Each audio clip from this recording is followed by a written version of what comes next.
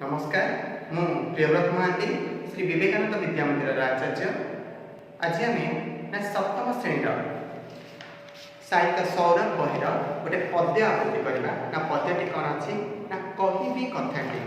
कवि होती कुंतला कुमारी सावत द्वारा ये रचित कविता आज आम टे आवृत्ति करवा समस्ते टे मन ध्यान देकी शुण।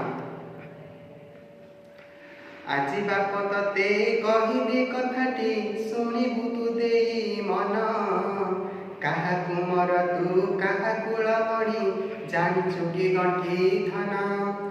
নির্মল তুহি ସରଗ ତରାଟି ସରଗର ଛରା ফুল হস ভরা তোর কৌতুক বাবু কি মধুর কি ডৌল আখি দুটি তোর আনন্দ উজ্জ্বল चंचलता प्रति अंगे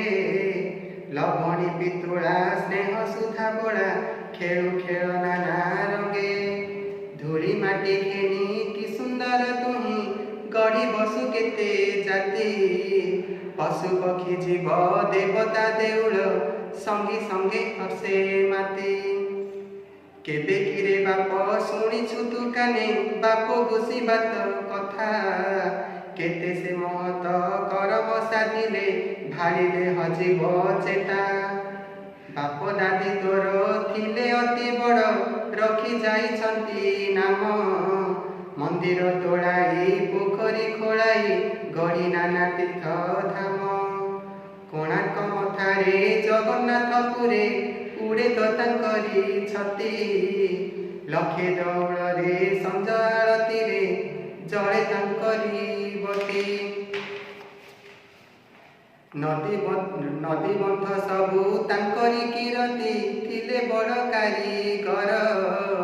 पथर उपरे आंकिछंती छवि अपरूप मनोहर थिले बड़ वीर लखे राजाकर मौड़ मणिर जाति पुरुष उत्तम वीर खार बेल अनंग विमोच जाति महा महाराजा महा महारथी थिले तोर बाप जेजे किए सरी हेब गुण ज्ञानी ताकू किए सरी हेब तेजे ओडिया बोली तू मने गर्वे बही चाल रे टेकी तू मथा नीति मने मने गुणी हेउथा पूर्व पुरुषंक कथा भंज जगन्नाथ सामंत सिंहार सारलादि कवि।